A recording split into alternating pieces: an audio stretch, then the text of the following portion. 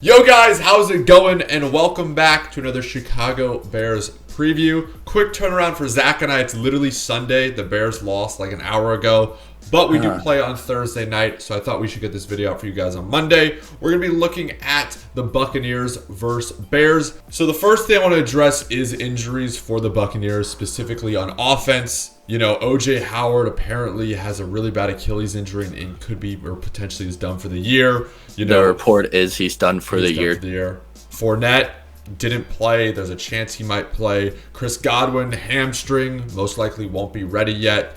I think Mike Evans even left but came back and, you know, had a really good game. So that offense is beat up, but anytime they have Tom Brady, you know, there's some concerns. Yeah, I mean, Buccaneers were down. The Chargers had them, and I thought they were going to be able to pull off the upset per se. I mean, but Brady came back, threw for 5 TDs, 30 for 46 this week against the Chargers. And like you said, like it could be a variety of players that could kill you. I mean, the Buccaneers, Evans caught 7 for 122 and a touchdown against the Chargers. There's no player had multiple touchdowns for the Buccaneers yesterday. Damn, that's impressive. That Jones dude, he looks scary on the ball. I mean, he always has. No, I agree. If we can stop him like we kind of did with Jonathan Taylor, and then we can just actually put like strings together where we can actually get stops and then turn those into points, even just field goals. Because I just feel like we were able to get the stops, we just couldn't get any points at all. No, I agree. Especially, you know, on defense, I think you'd probably agree with me here. The Colts have one of the best offensive lines in the league. And I felt like there were so many times where we were so close to getting the quarterback and we just couldn't get there. You know, if we can get Tom Brady to move and get out of the pocket, I think that definitely plays in our favor. Again, like you said, dude, though, the Bears defense, they looked good. You know, we had penalties. There was a couple 3rd and longs that really pissed me off, especially like the middle of the field. It seemed like but, you know, Roquan Smith, Danny Trevathan were flying to the ball. I'm hoping we can come out strong against Brady. On the flip side, it's really the offense right now that I'm kind of questioning and wondering what's going on. Maybe it wasn't Mitchell's fault that the offense looked like how it did. That offense, like you said, it starts with the run game. It really does. That's the whole thing last year. I mean, like in like 2018, we had a not great run game, but like we were able to run the ball and like we were able to rely on Cohen and Howard. Yeah, I think like they were able to get a decent amount of yards. Like we're not expecting each of them to get 100 yards each. Like 50 and 25, or like just being able to do a play action play would just help out tremendously, especially against the Buccaneers defense. That's one thing that is scary. I mean, the Buccaneers defense is a very underrated defense. I completely agree with you. Like if we can't get a run game going, then exactly, like it's just going to be like tonight where the offense just looks absolutely terrible. And I mean, like you could look at the numbers and you could say Foles threw for like 250 or something like that, and like not terrible if you just look at the stats wise. But a lot of those throws were in garbage time when they were off and they're playing prevent. That's the thing. Exactly, and so that's like the whole thing. Like it was a slow moving game, and it was just honestly boring to watch. Yeah. Like we just looked terrible. Again, I don't want to take anything away from the Colts. They have a very, very good defense. It seemed like the first few weeks, that's the thing. Like offensively, you know, we weren't totally clicking, but we were able to move the ball on the ground. And that's just something that was totally taken away from us. Foles, like down the field, did not look great today. You know, a lot of throws missed. And we did take more deep shots in this one game than I think we've taken in the first 3 weeks. So I'm happy about that. Dude, what about that 4th and 2 where we threw it up to Montgomery? Did you see that? I couldn't believe we threw that like 40 yards. We ended up getting the pass interference, but like Zack said, you know, we have to establish the run. We have to be cleaner on offense. We have to be cleaner on defense.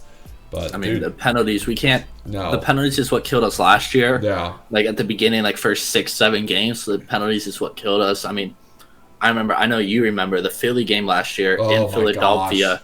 It was just absolutely terrible. I think we had like 15 penalties or some crazy amount like that. Like, and we just gave them yard after yards after yards. So we can't do that, especially against the Tom Brady offense. Exactly. I mean, you probably look back at. I mean, obviously it's 2 different teams and 2 different like coaches, but the Patriots, when we almost beat them 2018, I think it was. Yeah, 2018. Like we had that run game. We had a good balanced offense, and like we were able to actually compete. And so I mean, we just need to have that going into next week. It's a short week. which is what hopefully everybody on the injury report for the Bears is the non-injury / veteran rest that we've seen lately for Jimmy Graham and Ted Ginn. The only person I saw that got hurt in the game that had to leave was Deion Bush. I believe it was his hamstring. But outside of that, I think everyone else was, like you said, all right. But any predictions, Zach? 26-21 Bears. Okay, I like it. Go Bears, boys. Anything else you'd like to say? No, bear down. Bear down, baby. Guys, make sure to do drop a like. Please make sure to do drop a subscription. Again, please make sure to go check out Zach. Zach, thank you for joining us. Until next time, I'll talk to you guys soon. Peace. There were 400 or more passing touchdowns. That's something. Oh, nice pick.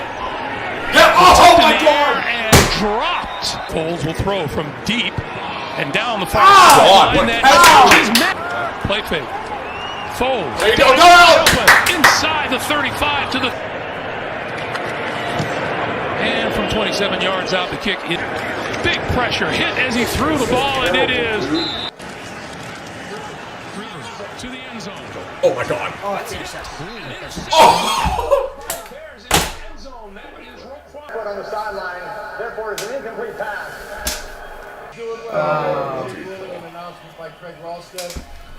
That's a good call. It's halftime, and I don't really know what to say other than penalties. Our offense can't seem to get in a groove. We weren't able to convert another red zone, which led to a field goal, and that's going to come around and bite us in the ass, in my opinion. Defense has been all right. Again, how many penalties are we going to give up? I think 3 pass interferences, but it's just the same story. Penalties are killing us on defense. We can't get third and long stops. Phillip Rivers is killing us in the middle of the field. I don't want to see Trey Burton out there anymore either. Every time I see him, it pisses me off because we gave him so much money. But offensively, we need to get into a groove. We haven't been able to run the ball. That's the number one thing that I've noticed is our run game is completely gone. There's no run game. Play action's been good. Foles has thrown a couple of good deep balls down the field. I mean, obviously the Colts have a good defense. But yeah, guys, it's been a very, very disappointing first half. I will check in with you guys during the second half, and hopefully the Bears can pull this out. On its way, and good. Sideline, it is incomplete. Penalty markers fly.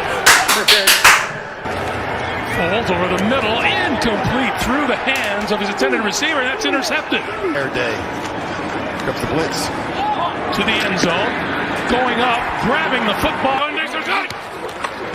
Foles, they're going to try to run it.